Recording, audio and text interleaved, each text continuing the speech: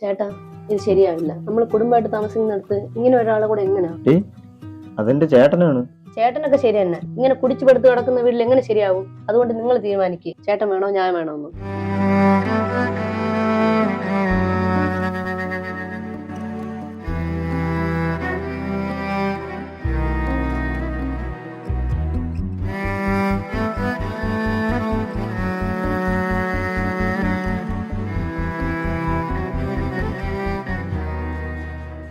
ചേട്ടാ ചേട്ടാ എണീക്ക് ചേട്ടാ. മയിര് എണീക്കണില്ലല്ലേ ചേട്ടാ. ചേട്ടാ എണീക്ക്.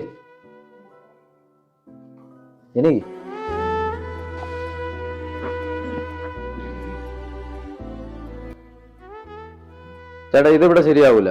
ചേട്ടനോട് എത്ര നാളായി പറയുന്നു ഒരു കല്യാണം കഴിക്കാൻ? എന്നാലേ കുടി നിർത്തി കുറച്ച് ഉത്തരവാദിത്വമൊക്കെ വരുള്ളൂ. ഇനിയെങ്കിലും ഞാൻ പറഞ്ഞാൽ കേൾക്കണം, അല്ലാതെ ഈ വീട്ടിൽ പറ്റില്ല.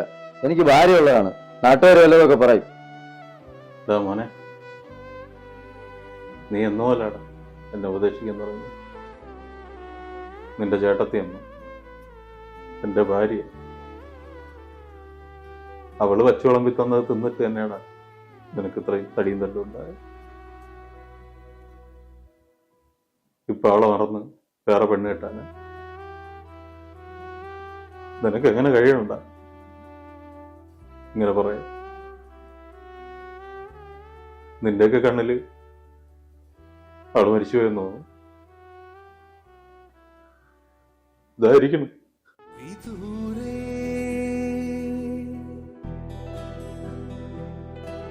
നിലത്താരമായി മിഴിച്ചിമ്മി നിന്നിടുമോ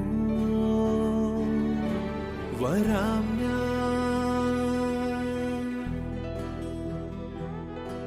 നിനക്കായൊരിക്കൽ നീയുള്ള ലോകങ്ങൾ. എനിക്കവളിപ്പോഴും ദേവതയാണ്, ദേവത. ഒരാളെ പോലെ 7 പേരുണ്ടെന്നൊക്കെ പറയണ വെറുതെയാണ്. അവളെ പോലെ വേറെ ആരും ഇല്ലടാ. നീ മാത്രം, അവള് മാത്രമേ ഉള്ളൂ. അവളെന്റെ ഇവിടെയാണ് ഇരിക്കുന്നത്, ഇവിടെ. കനലായി മാറുന്നു മൗനം, ഇനി